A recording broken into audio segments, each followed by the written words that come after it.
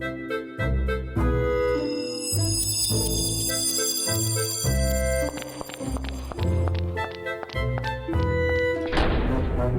to Puzzling Company, your home for at-home puzzles and mysteries. Here are your hosts, Jared and Zach.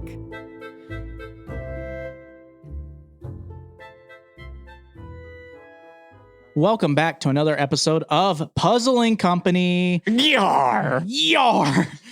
It is your host, Zach, and my trusty first matey here is... It's Jared. Hi, Jared. How are you? I don't know. I'm all caught up in this pirate theme because one of the games that we played was pirate themed, and then we were just talking about Sea of Thieves. I'm just feeling very piratey right now. I can't help it. No, that's fair. So this week's episode is going to be covering Solve Our Shirts from CU Adventures, which Absolutely. is Escape the Maze from the Minotaur. And then the other one is the Treasure Trove of Pirate Cove. That is impressive because I guarantee you I will butcher one, if not both of those names, but especially the pirate. I keep saying the Pirate Cove of some combination of those four words comes out. How could you, Jared? Jared, we did a whole ad where you did it perfectly. It's the rhyming and it's all treasure and pirates and yar! Yar. But yeah, so we're going to be getting to talk about those two games here in a little bit. Stick with us after this little ad.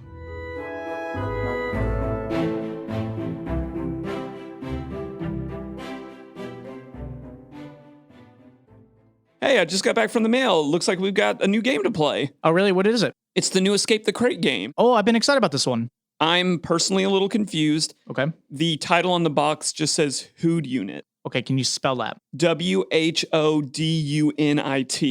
Oh, it's Whodunit, Jared.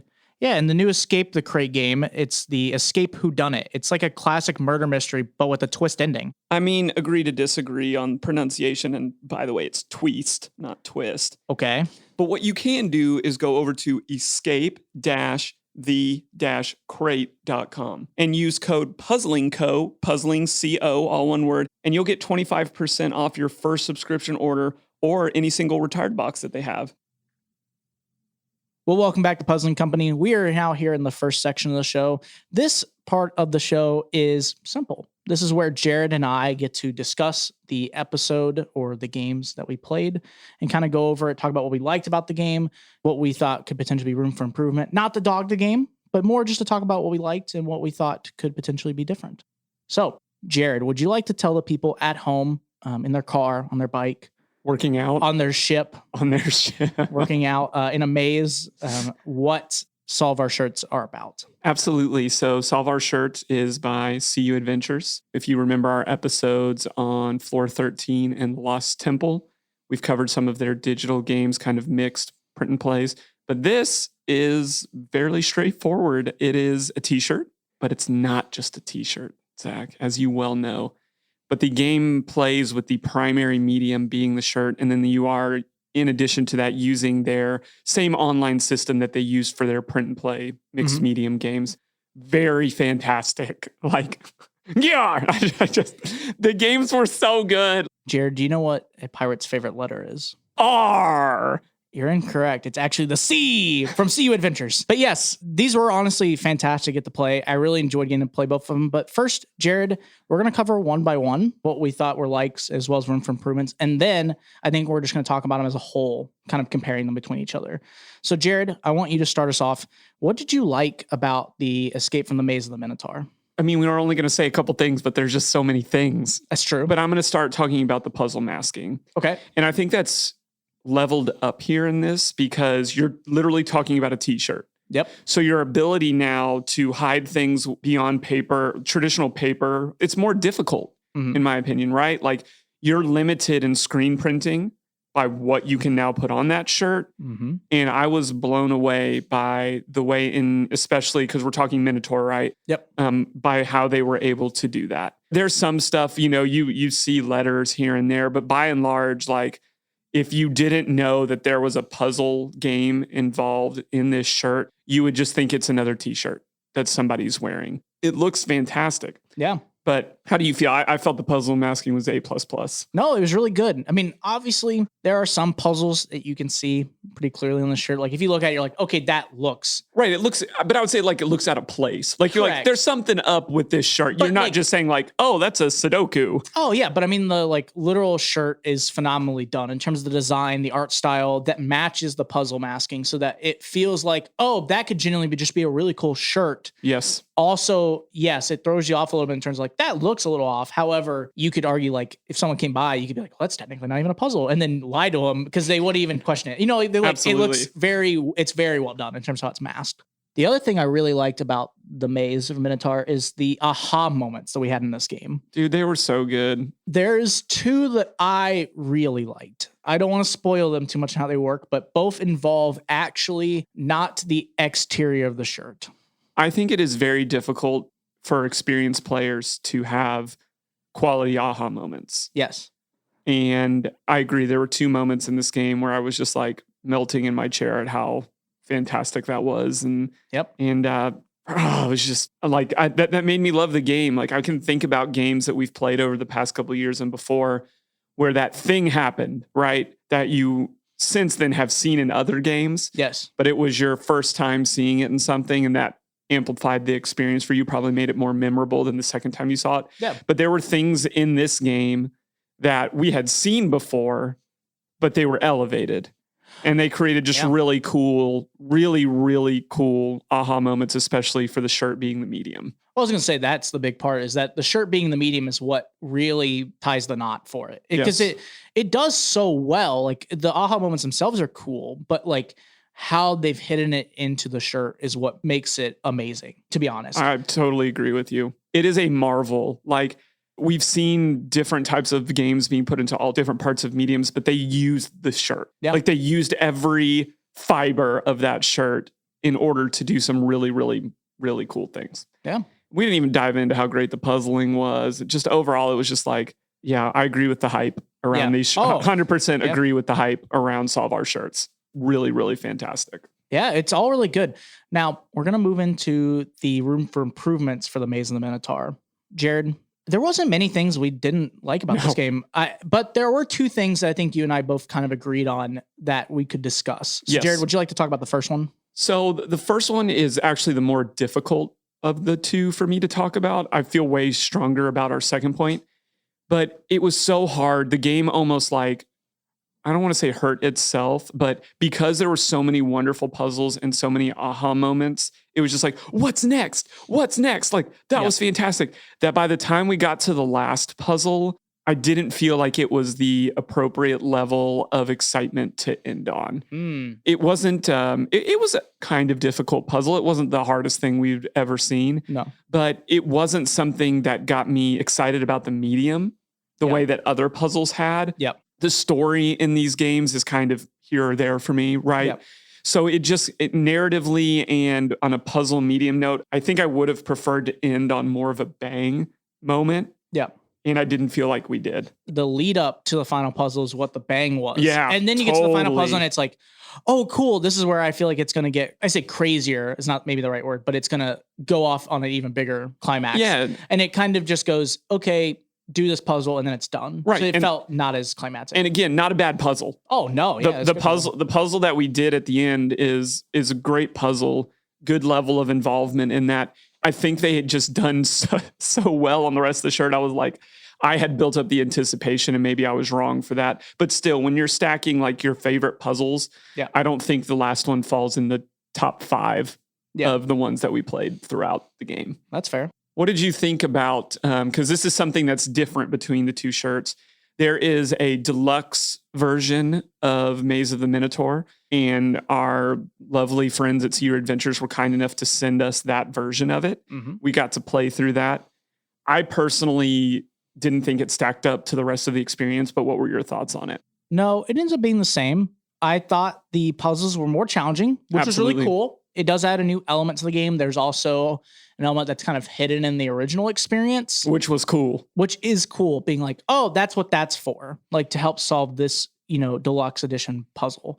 However, it felt unfortunate or that it missed something. it didn't involve the shirt enough in the way that I wanted it to. Absolutely. It felt like it was a puzzle on its own that did like look at the shirt for a second, but it was basically like you're going to reference the shirt for a second, but most of the puzzle is self-contained with these items that you're given. Absolutely. I wanted it to come back to the shirt more. Like that's what I think I would have been expecting if I was someone purchasing this shirt. And honestly, I think the gold is just in the basic pack. Unless you're a super puzzly person, there were some great tangibles in that last little premium pack. But I think if it was me doing it all over again, I would have been just more satisfied playing the shirt without the deluxe package. Yep. But that's just me. Let's bump over to Treasure Trove. What'd you like, Zach? There's a lot to like with the Treasure Trove of Pirate Cove. I can't believe I'm still getting it. Nailed it.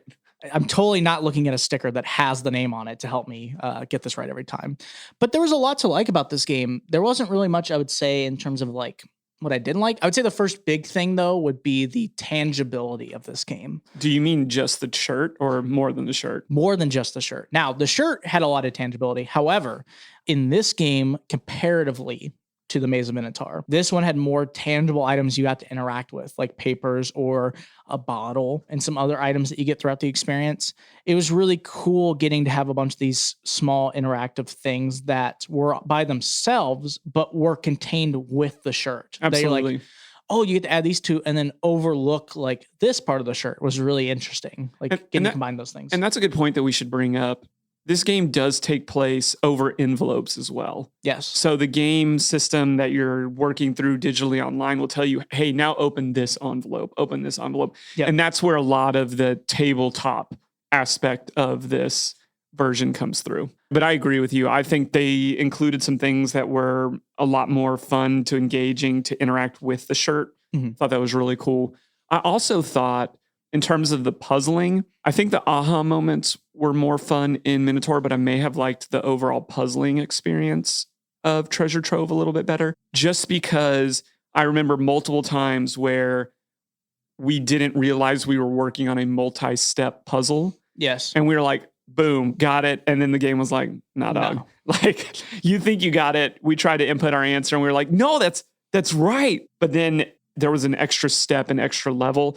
I think from an experienced puzzle player perspective, I enjoyed that a lot. Yes. Because it really used up more of the shirt, made us think a little bit more because we were just so certain that we had this done. And then it's like, nope, that's step one. I enjoy those type of puzzles where it's layered. Yeah, the multi-step puzzles in this game, specifically the Treasure Trove of Pirate Cove. But I think the other part that you're bringing up kind of, which we'll talk about more in a little bit, is that I felt like, just to make a clarification, we did play Maze of the Minotaur first. Yes. Then we played the Treasure Trove of Pirate Cove. Absolutely. So, take what you want from that. I told Jared, and we'll talk about it a little bit. I felt like we were just not super prepared for the multi-step part of the Maze of Minotaur. But then when we got to Treasure Trove, we were more looking for it. We were looking for it pretty quickly. So we only got stuck on like one of those style puzzles in the Treasure Trove game.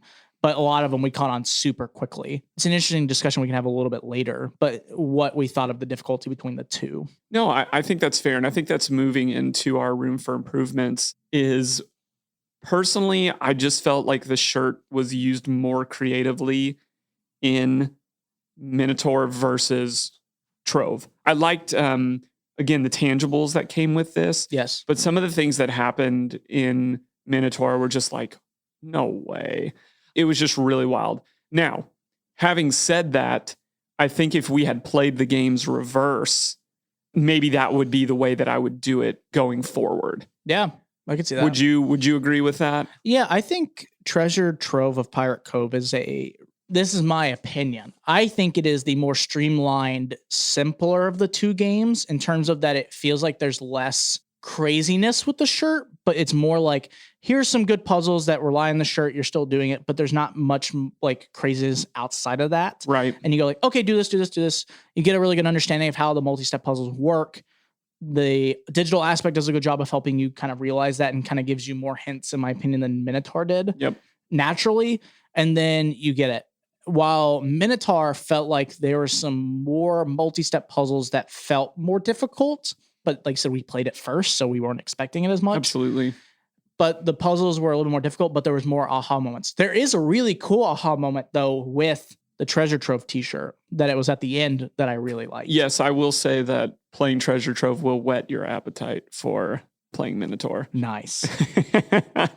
But yeah, it's hard too, because honestly, what we're talking about is the difference between like getting 100 on a test, which is Maze of the Minotaur for me, and getting a 95 on a test, which is Pirates Cove for me. That's how I think about it. So like, if you're asking me what was my favorite, I would definitely say it was Minotaur. Theming too, you and I love Greek mythology and stuff. Like, that's just going to give us, Pirates is more of the fairly consistently used thing. That's true. Comparatively.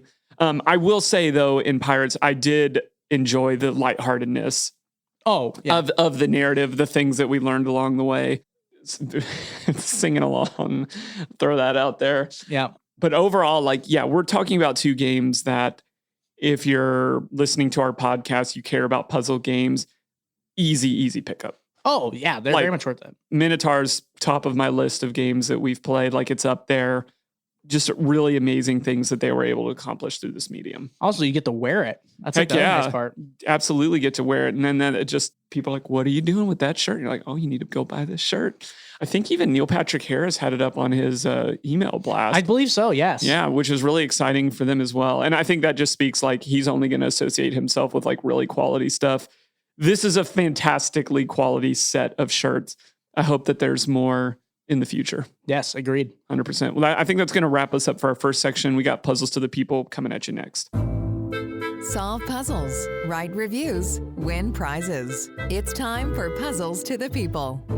Man, I'm just really enjoying Deadbolt Mystery Society games lately. They're just giving me a real sense of nostalgia. Yeah, I've been really enjoying them. My favorite part about them is they just feel balanced. You get a little bit of an escape room, a little bit of a murder mystery. It kind of reminds me of those cartoon TV shows I grew up on. Same. There's one I'm specifically thinking of. It kind of involves a dog and some humans in it. Oh, the Jetsons! I love that show. Okay, close but wrong. No, they kind of like solve mysteries together. Oh, Courage the Cowardly Dog. Okay, they don't solve mysteries. Courage literally does random things.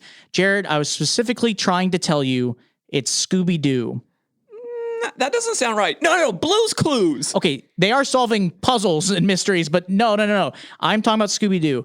Well, at least the good thing for our listeners is if you like adult Scooby-Doo, you can play a Deadbolt Mystery Society game. And when you want to go purchase one, you can put in the promo code PC15 for 15% off subscriptions and single one-time boxes. No, I've got it. It's Air Bud. Jared, that's a real-life dog. That's not even animated, and he doesn't even solve crimes. Welcome back, everyone, to Puzzling Company here in the second section of our show in the Deadbolt Mystery Society studio. If you haven't played a Deadbolt mystery game, what are you doing? They're really fantastic. Play it. Here in the middle of section 2, we are going to talk about something a little different. Something that I feel like this genre of, specifically when we're talking tabletop or subscription, things like that, it kind of is known for. Okay. But doesn't always necessarily affect the game itself. Sometimes it does, sometimes it doesn't. Interesting. And what I'm talking about today, and I think it's just super prevalent with what we played today, is the concept of a keepsake. Oh, okay. Yeah. Or a gift. We have cited this in many games as saying we really liked that this company was thoughtful enough. But I want to take this in a lot of different sections today. First of all, Zach, I just want to ask you, does it matter to you? And what I mean by that is, do you enjoy keepsakes, number one? And number two is, would you go out of your way to buy a game if you knew it had better keepsakes? That's a really interesting question. I think it does matter, but I don't think it's my opinion. I've seen people who really like certain style of games because they know, I forget the name of the company, so I apologize. But I know there's one company that makes these like games that have these really big keepsakes. Are you thinking of Mysterious Package? Yes. Yeah. I think so, where like you get like this crazy idol figure, or some might argue that's all you get is keepsakes. Correct. Yeah. But this is what I mean though. Like people like that stuff. Oh, absolutely. It's cool. I don't think it matters as much personally to me. I think it is really cool and there are really thoughtful ones. However, it ends up being that it just goes on, like, I mean, it's cool that it goes on display, but it's basically on our shelf. Right. Or on the wall. And then I end up actually liking stickers more than anything, to be honest. That's your like, so if you got a sticker, that would be your favorite thing. If the sticker's well made and looks cool, yes. I don't mean that meanly against anyone who does stickers and I don't like them. But I think there are really thoughtful things people do make. Like I said, I think in general, it's a nice gesture. So I always will appreciate it. However, I don't think it's necessary to a game. So if you saw that like a game was like, oh, we have these really sick takeaways, giveaways, gifts, whatever you want to call them. That's all I knew about the company. Yeah. That's not driving your dollar. No, I'd want the experience to be the important part. Now, if the keepsake provides more to the experience or feels like a gigantic reward for that experience, then I would want it. However, if you're just like, oh, we have really cool keepsakes, but our puzzles are meh. Yeah. Then why would I want to play the experience? I'd rather just buy the keepsake. That's fair. Or go buy something like it. That's fair. For me, keepsakes are important, but I don't always end up valuing what the intended keepsake is. Oh, yeah, that's true. Like when you look at our wall, there are some keepsakes that are very intentional. We try to hold on to keepsakes that we can, but a lot of them, I would say the overwhelming majority have been like a cool looking thing, our favorite puzzle. I like remembering these games, and I think that the keepsake is an important element of it because they're single play experiences for the most part. Yes. Yeah. So then therefore the memory of that game that's only going to happen once. It's the same thing if you go to like a concert, you buy the t-shirt for the tour. Yep. You're not going to show up a second time. Most people won't show up a second time for the tour. Some people are fanatical. They'll absolutely do that. Nothing wrong with that. But I do think that in our world that it is a very important thing to do in some way. It can be digital, not saying it has to be physical. I think about it. Like I look at our wall and I look at our closet and our shelves and I'm it's an element of pride. Yeah. It's like, look at all this amazing stuff that we've gotten to do. But I also agree with you is that it's not enticing enough for me to do that. But for example, I threw some shade at Mysterious Package Company earlier. Their earlier games are primarily narrative and keepsake. Yeah. That's not super engaging to me. Sure. Some of their later games got more puzzly, and that's a little more intriguing to me. But I know that what I'm paying for when I pick up a Mysterious Package Company game experience, whatever you want to call them, is I'm paying a premium price for these relics, these large, cool items. That's not super engaging to me. Sure. At all. Does it drive immersion? Absolutely. Yeah. Absolutely. They tell some wonderful stories. But at the end of the day, I'm with you. I want the narrative and the puzzles, all of that to wrap it up into something that's full. And then there's different ranges of that. Because that's my second question to you is, does it have to be some kind of really elegant item? Or I know in some of our subscription boxes, every subscription box, they're giving you like a little something. Like I've seen shot glasses is a popular one, depending on the theme. Buttons, things like that. Like, does that type of stuff, are you appreciative of it? Or could you really just kind of do without it? I think I would always appreciate it. Because I know that's always with good intention that they want you to have something to remember the experience by. Yes. Mind you, it might not be exactly what you want, but you can clearly tell they have like an intention with it. I also think it's really cool though when like subscription ones do certain buttons or like things where it feels like you're getting a collection, because then you get collectors involved. You go like, oh, I want to get every one of the like buttons that matches the set. But I think the like price doesn't really matter to me. Like I said, I think what mostly matters is that you make an experience that I enjoyed, and then you give me something that kind of either feels like a reward for that experience or gives me something that I think is worthwhile to keep. Because like I said, there's not been many keepsakes I think I've ever seen that are like, you shouldn't keep this. Like they're obviously made for you to be like, cool, this is something like if you want to keep this nice sticker or this pin or whatever, you have it for your availability to hold on to. And I think it's really nice because like I said, it lets people remember the experience in one way or another. Yeah, I don't think there's really a negative to adding like a keepsake at any level. Do you expect a keepsake or a better keepsake from a higher priced game? I personally don't. When I think of a game, I don't think about its keepsake. Unless the game is like you said, if it's like a game where they go, basically you're getting this keepsake, right, and the rest of the game is kind of revolved around it. Then I'd be like, oh, I would expect that keepsake to be worth it. Sure. But most games that we played, the keepsake isn't the priority, which is interesting because with these games, the keepsake is the puzzle, like the medium of the puzzle. Absolutely it is. So this is the one, I don't know the world out there of puzzling games and mediums used for keepsakes. However, this is one of the only ones I actively know of where majority of the puzzling is done on the keepsake itself. Yes. And it's really cool because I think they did a really good job of making it to where it feels rewarding to keep that and wear that. And you would like, that's genuinely a good shirt that I would wear somewhere and be able to like start conversations about with people. But also it was a fun experience. And now I have a way to memorialize it, like, and always just walk around with it if I enjoyed it. Absolutely. I'm going to take us down a little rabbit hole here because I want to talk about, our big 3 categories that we talk about. We have our tabletop, primarily physical oriented games. We have our digital experiences. Today's game is somewhere a little in between. And then we have video games, right? Mm-hmm. These are the 3 kind of puzzly avenues, main primary rivers that all of our games kind of shoot down from. Okay. You don't really get keepsakes from video games, Zach. Or do you? It's an interesting question. I think you kind of do with some video games / digital games, but I don't think obviously it's not physical. Most games. Right. I don't know many that do physical ones. Yeah. But you do usually get like trophies or achievements are partially like a reward or a keepsake that you get from games, is that it's showing what you've done and what you've done in the game. And then there's more to collect and gain from it.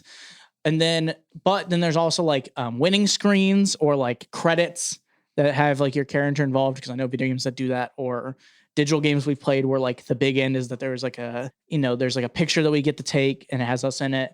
Yes. Stuff like that. I think that's really cool. It's a way to be able to kind of have that element of it.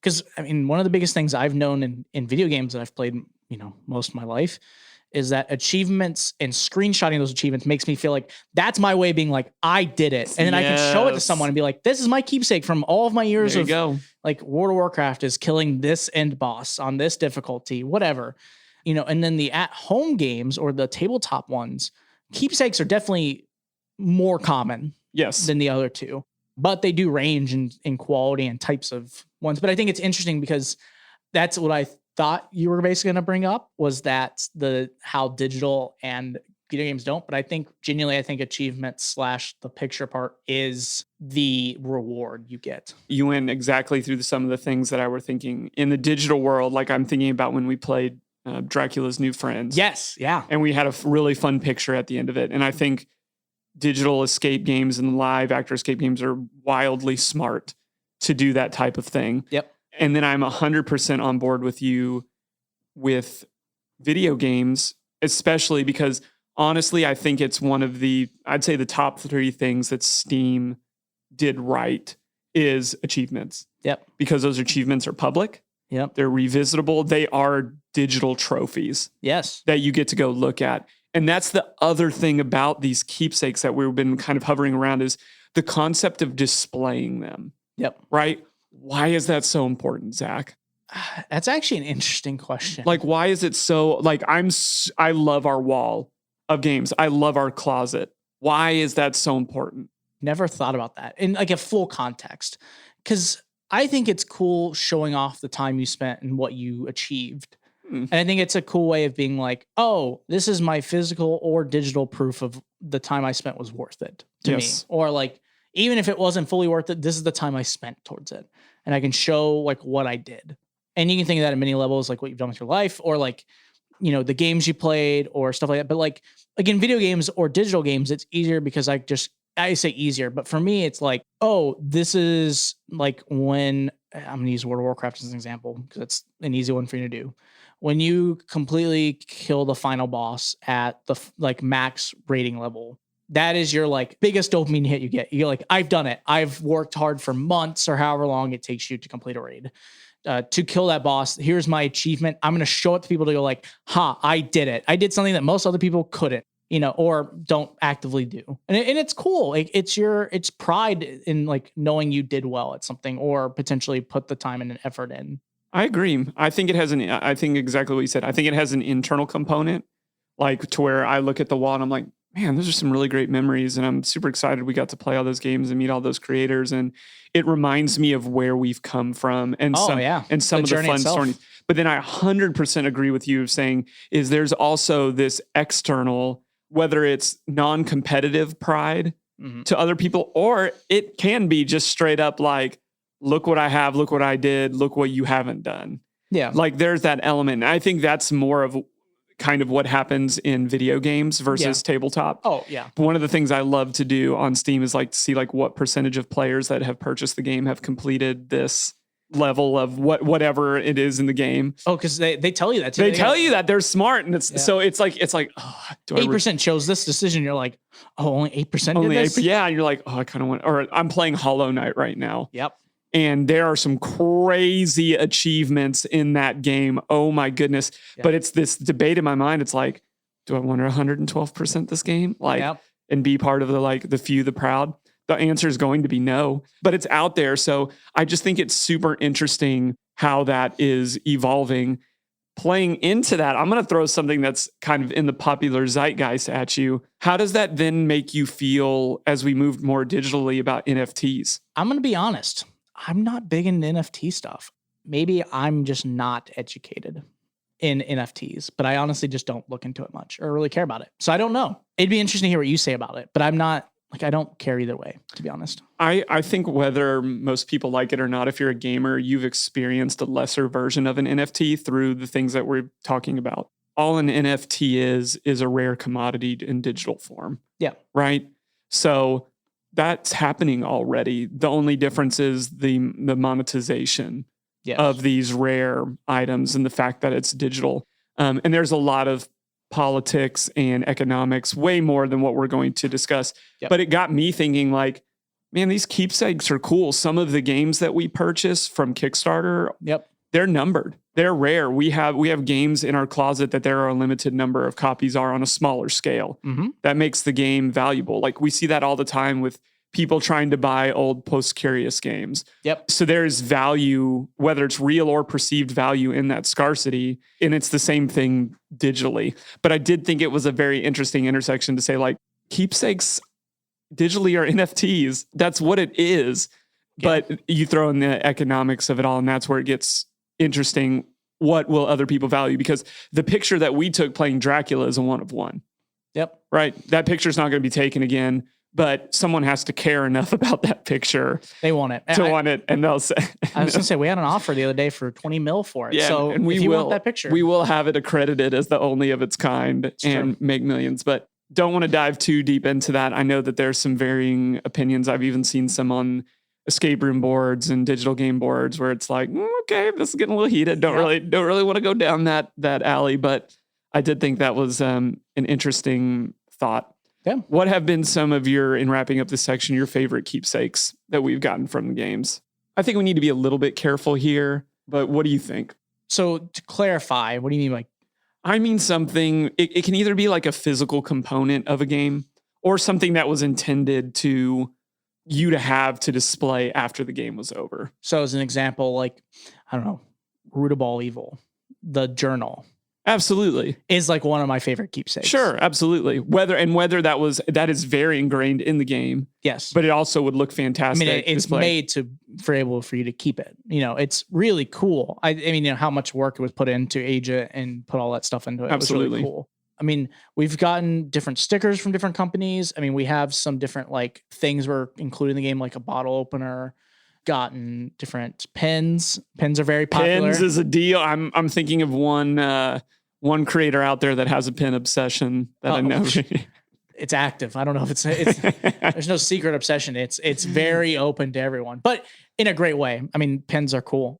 I mean, we've got a lot. I mean, some of the games we've played where there's more of like a tabletop version, we've gotten bigger ones, like even like was it VOC Treasures? You get like the bottle. Runes of Odin. Runes of Odin has one. Runes of Odin is one of my favorite. Like that horn, it just looks so good. I'm looking at it right now in our closet. Yeah, on our shelves, and it looks fantastic. Society of Curiosities has a few that we've had from games, like different jewelry / things that are included in their Maddox Lost Treasure and Posy Ring. I'm also thinking about Murder & Co. because I remember in their Kickstarter and even having a chat with them, they made the intentional decision to every box that are giving you a premium keepsake. Yes. Like from the very first one, we have that giant feather magnifying glass. Yep. Lots of cool things. And that's what some do. Like I'm even thinking of Hunt a Killer has some upgraded boxes where you get some keepsakes. And we haven't even talked about stuff. I think that stuff drives so much sales on Kickstarter. Yep. The more that you can touch and identify as a keepsake and this and that. We recently, I'm actually going to save that. Yeah. I'm going to save a little bit of Don't mystery. spoil everything. I'm not going to spoil that. I'm going to make everybody guess what even I was going to say without any context. But yeah, I'm looking around at some of them. Like I'm looking at a lei, a frisbee, a big flag, a banner, locks, black lights. There's a lot of cool things. You reusing the USB stick from USB Escape. Let's talk about a keepsake. Like that's legit. There's some really cool stuff out there, but I just thought it would be intriguing to jump into the world of keepsakes and kind of hash that out with you. Yeah. I think it's really cool. I think that there's a lot to do. We appreciate the memories that creators intentionally throw out there. Agreed. Last hot take question. Okay. Does the world that we cover do it better than escape rooms? Keepsake wise. Yeah. Yeah. 100%. Oh, yeah. Oh, I think the escape room, that's part of the reward itself. And then you just get, like, most places I know, obviously different levels do different things. We've gotten wristbands. Like I'm actively wearing some from when we played the Netherworld in Georgia. Yep. We've had some where it's the photo is the main part of it. We have some of it where you can get shirts and stuff like that if you want to keep it. So like remind you of your journey. However, I feel like most places I've gone, it's been none or limited. So you kind of get, not a lot of it's also free, depending on the place you go to. Right. Stickers is probably a popular one too. I know a few places do that very commonly, but I feel like at home games, you are trying to sell it to do at home. And I think having keepsakes is a way to kind of show at your house.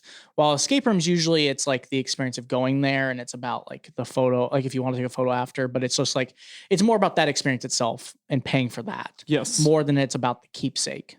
Because really at the end of the day, you can go back and play more rooms. Just like at home games, but the difference is that you play it at home and it's like a one-time experience. While escape rooms are mostly a one-time experience. However, you can always go back to it, like and play a new game or. I just think that I agree. I don't think escape rooms does it as well. It lends itself, I think, especially the tabletop world, to doing it a little better. Yeah. But I also think, even personally, looking at what we do, I'm like, oh, we could step up our game. Oh yeah, we could step up our game on that. Okay, well, that's going to wrap us up for our second section. We have questions for creators coming at you next. There are some awesome people who make the puzzles we love to solve. This is Questions for Creators. Hey everyone, Jared here. And if you've listened to the podcast for any amount of time, you know that Zach and I love to test our skills as private investigators. We've done this for local police departments, federal agencies, and we always seem to catch our bad guy. But one of our favorite companies to do that with is Unsolved Case Files. They have a really great product. Their game works through envelopes. Every time you solve part of the case, you open another envelope and you get to dig into even juicier and deeper details until you finally figure out what's going on. They have a great online input system for their answers. And of course, as we always talk about, a great hint system to complement it when you get stuck and you're looking for that extra nudge. Personally, we love these games because they tell great stories. Those stories have great twists, and the connections that you are making to solve the case lead to those super satisfying aha moments. Me personally, I like these games because they're what I call one-sitting games, which means they take about an hour to 2 hours, and you don't have to worry about a cliffhanger ruining it if you want to get all the way through it. You're getting an entire story, an entire game every time you play an Unsolved Case File games. Currently, there are 8 of these games out there. You can find these games at unsolvedcasefiles.com.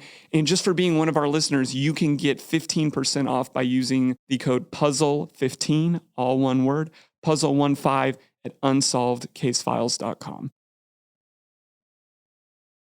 Well, welcome back to Puzzling Company, your home for at-home puzzles and mysteries. We are now here in the third section that is Questions for Creators. In this section of the show, it's kind of just an area where we get to talk to the amazing people who help create the games, build the games, or attribute something to them. We've had these lovely people on before from CU Adventures, and we had them on last year for their digital experiences, The Lost Temple and Floor 13. So I don't want to spoil too much of our interview. It was great to get to see them again, but we're going to get right into it. So tell us a little bit about yourselves and what you guys have been up to in the last year since we saw you. Sure. Yeah, we're Chris and Ann Lukeman, and we're escape room owners and puzzle designers from Champaign-Urbana, Illinois. Yeah, we own CU Adventures in Time and Space, which is a escape room company in Urbana, Illinois. And we've also done some pop-up mobile games that have done well at Gen Con. And we've also done a few digital at-home games and Solve Our Shirts, which is kind of its own little product brand. So talking about Solve Our Shirts, why did you guys decide to do a shirt for the medium or the format of the game? Yeah, so it kind of started with the genesis of lockdown was very toughly enforced in 2020 in Illinois. Like we were physically closed for a long time. And that made us pivot to the digital games, Lost Temple and Floor 13. And as 2020 was drawing to a close, we were looking at another lockdown in November, which was looking to be really tough for one of our busiest months. And we decided before then that we wanted to try and put something together that would make sort of the perfect puzzle lovers Christmas gift. Because the digital games are great, but they're not an excellent gift to give to someone to unwrap. So we thought about that for a while. We noodled about that. And Chris had the idea puzzle shirts ? Written down on one of his notepads up for a long time, and was just kind of waiting for a moment to strike with it. Yeah, so we sort of approached it tactically. We knew that this was something that not really anyone had jumped into. There were a few at-home puzzle game boxes that had a T-shirt as part of the ephemera, where there'd be one or two clues on it, or it would just be the congratulations. But we tried to make it the whole deal is to celebrate and make people use the shirt, and then they have a great souvenir after they have played that they can use again and again. So it was a little bit of like marketing tactics. We want something for Christmas. We want something that's going to succeed in the Christmas season. And then once we had decided on the format, we wanted to use the shirt in interesting ways that can surprise people. Yeah, I mean, it's a gimmick at its heart. The entire puzzle game and a full hour length, or a full length game or whatever it is, hour plus in some cases, it's all on the T-shirt. And every part of it is about the T-shirt. And there are things you can do in this game because it's a T-shirt that you couldn't do with any other kind of puzzle format. And so we really wanted to lean into the gimmick and make it as true to form as we possibly could. Yeah. We're not kidding anyone that we're like exciting visionaries with the medium of the shirt or anything like that. But we have tried to make sure we use it in interesting ways and surprising ways and make sure that it feels like it deserves to be what it is. Like, because each pack also has other in-world documents, envelopes to open, website interactions. But at the heart, we want people to jump back and forth in the shirt. And hopefully when they wear it later or even just see it in their dresser, they remember some of the fun times they've had solving those puzzles. With Solve Our Shirts, what were some complications or some obstacles that you guys ran into with creating the game on the shirts? One of the things we don't necessarily love about take-home, at-home escape rooms is you end up with a bunch of stuff that you don't use. And I don't have room for any more stuff. If it's really cool, I will keep it. But often I just have to throw it away. And I hate that. So we wanted it to be something that you could keep and you could remember as part of the game, but something you would actually use, that actually has a use in your life. It was a hard balance that we had to hit between making good, interesting puzzles that were able to be printed on a shirt, but not having it be extremely obvious or super distracting. Finding that balance where there's a lot going on with the shirt and you don't immediately see everything, I think was really, really challenging.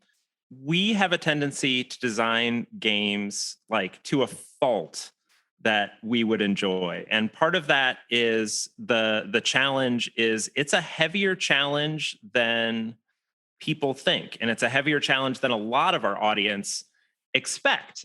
Just the difficulty that we wanted the shirt to have to be a fun, surprising, deep experience for enthusiasts of games like these, measured against the fact that a lot of the people that purchased, probably around half of our audience purchases locally as presents for their family, as, grandparents buying for kids, families that have enjoyed our in-person escape rooms wanting to play something at home.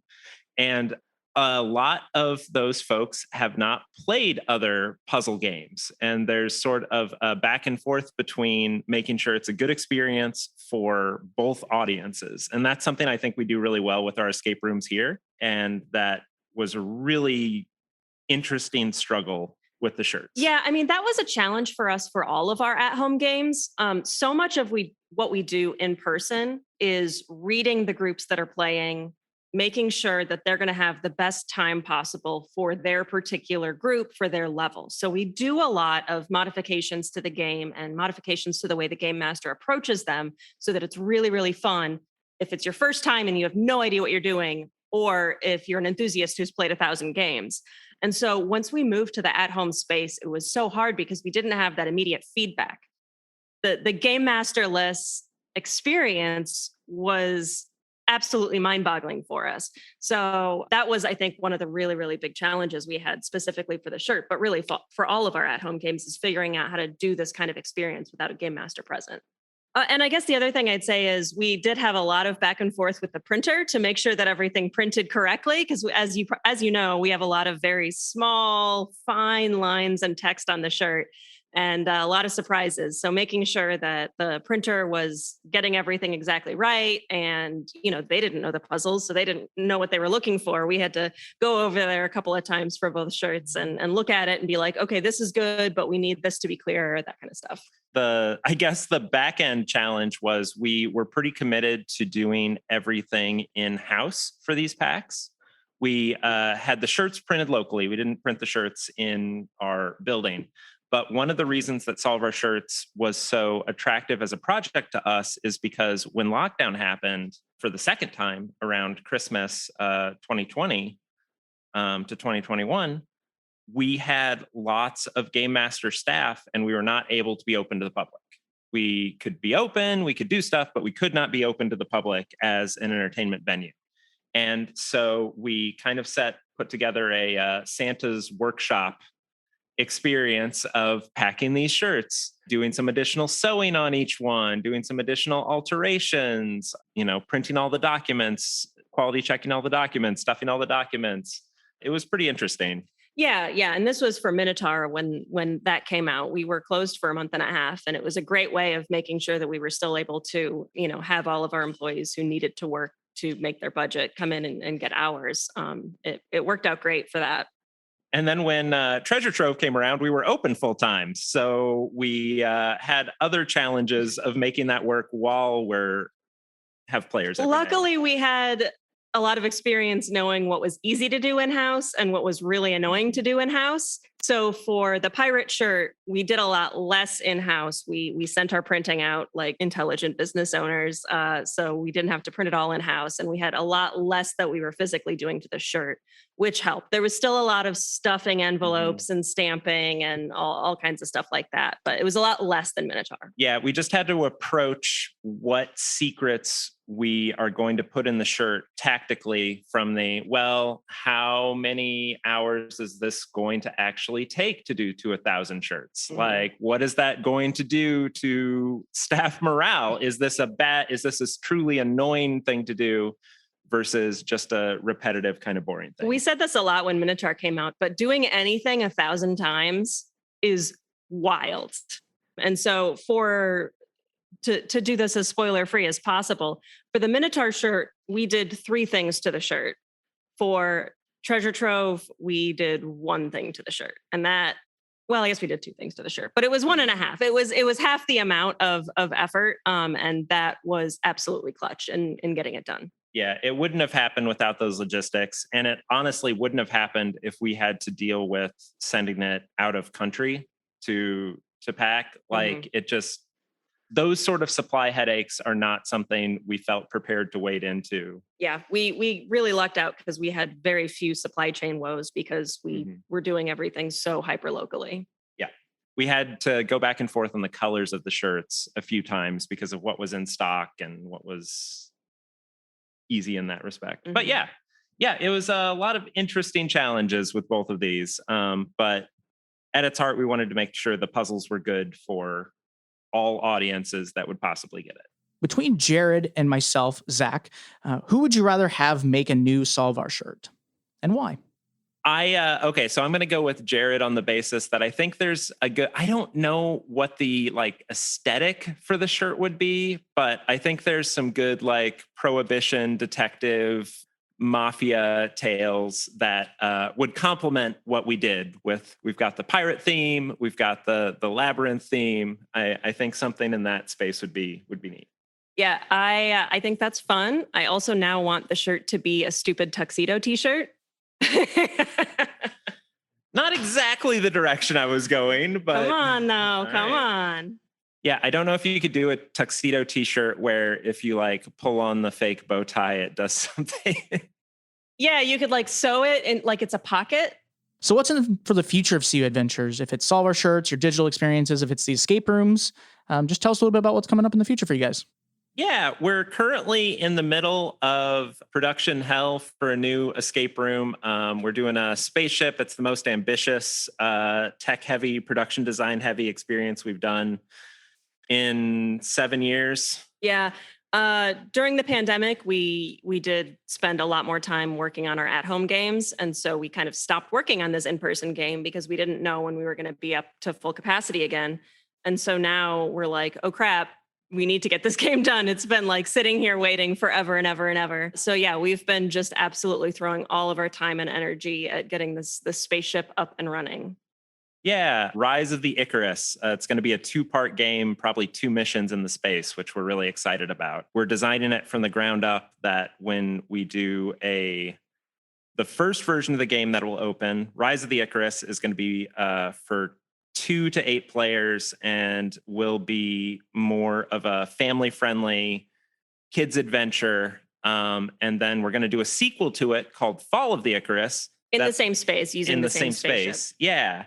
That will be 4 to 8 players and will be a very dark and spooky version of the game in more of an Aliens aesthetic. And we're designing the whole thing around the concept of the 2 missions and the time passing between the 2 missions. And hopefully we'll be able to switch it in and out seamlessly without having to do anything with props. Yeah, it's been very tricky to manage building 2 games in one space at the same time. But yeah, it should be fun, and I think it'll surprise people. Hopefully the first mode is exciting enough that people really want to come back and play again.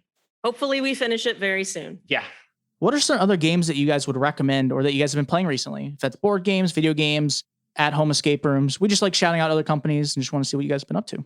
Yeah, we finally bit into Light in the Mist a few weeks ago. Mm-hmm. Yeah, we just played maybe a third of it, maybe a half of it. It's so good. I am ready to dive in and finish it once we have time. It was beautiful and so much fun and very satisfying. Yeah, that was fun. We were at a cabin that didn't have internet, so it was a perfect game because we didn't have to look anything up. I mean, we didn't have to use the internet at all. We just vibed with it. It was really cool. Yeah, it was great. We recently did an escape room and mini golf trip up to the Twin Cities. Yeah, we drove up to Minneapolis and we stopped in Wisconsin Dells on the way to play the new Wizard Quest, which was a blast and is going to be very, very cool. If you know anything about us, we talk about Wizard Quest all the time and how influential it is. They moved from their 12,000 square foot facility to a 30,000 square foot facility. So it is absolutely massive. And they've only got one quest going kind of at once, but you can see how they're going to adapt it and have lots of different things happening. Yeah, as long as you don't go in thinking it's an escape room, highly recommend checking it out, regardless of how you feel about the marketing or anything. If it feels like it's too kiddie or anything, it's a really solid game. Yeah. Let's see. It was a 2-hour game and we finished with a minute left, maybe. I think maybe we were a minute over. We had found an item that gave us 5 extra minutes. But I mean, it was difficult. It was tricky. It was hard. And it was satisfying. It was bonkers. Yeah. Yeah. So I think the best way to reframe it in like the conversation of larger immersive pieces, it's kind of like how Meow Wolf is mostly an art installation with a little bit of a game. This is mostly a game with a little bit of an art installation fee. It like flips the script, and it's all fantasy themed, and it comes from a place of like early 2000s, late 90s fantasy, which is in a really goofy and serious and intricate genre of its Yeah, own. yeah. I mean, I think the best comparison, if you're aware of Meow Wolf, is to compare it to Meow Wolf because it's a big, huge facility that has lots of beautiful set decor, things you can like wander around and climb in, lots of secret entrances and secrets to discover. But it's not coming from that kind of high artistic place. It's coming from a let's build the 4 realms and a wizard's castle place. It's very, very cool and very nerdy. And it's a blast. And you walk in and it's clearly targeted towards tourists and kids. The Wisconsin Dells is a really, really touristy area. It's like Branson or Gatlinburg, that kind of level. But it's so much better than it has to be. And it's so much more for adults than it needs to be. It doesn't need to be this good. You can just tell that the people who are making it are so interested in making it a fun experience for adults too.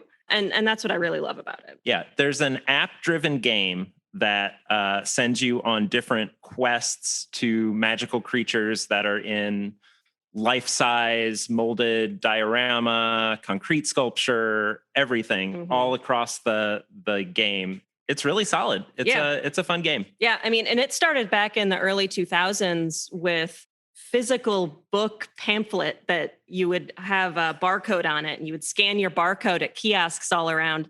So it started in a very it was high tech for the time, but before we had iPads and tablets to kind of drive this kind of gameplay. So now you're given a tablet and you're able to take the tablet around, and most of the game mechanics are kind of scavenger hunt based, looking at things, but you are sent all across the space to look for different things. And because the space is so huge and everything's in universe, it's very satisfying. Yeah. As long as you're not a person that feels like you have to see everything. I think if we hadn't played Wizard Quest at the old location a few times before, it would have been completely overwhelming because you wouldn't have completed very much. Yeah.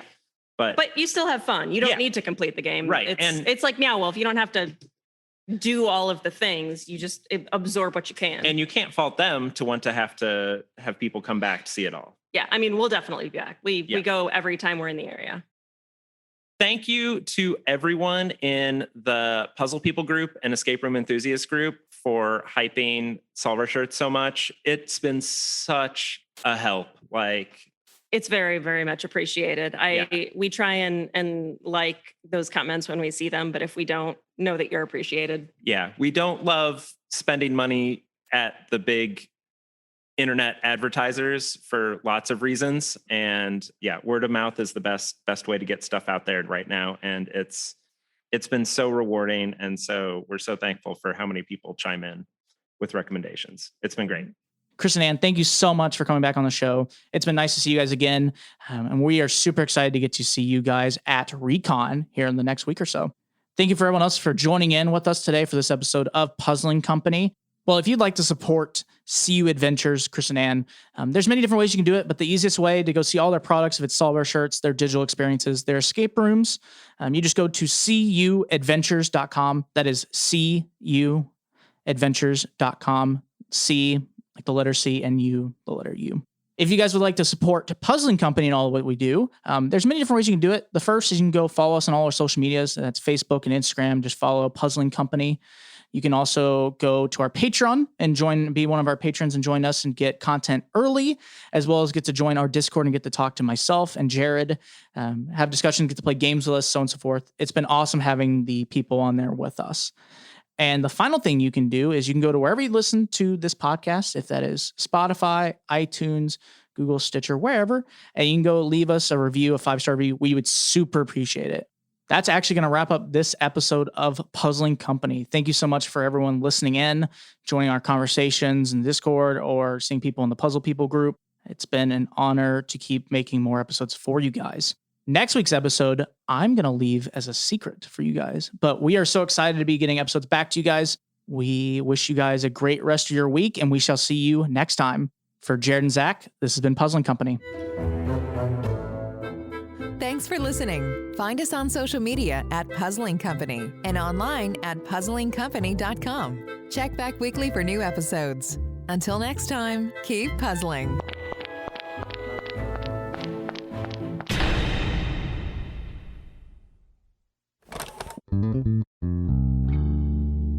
Chipped Cassette Studios.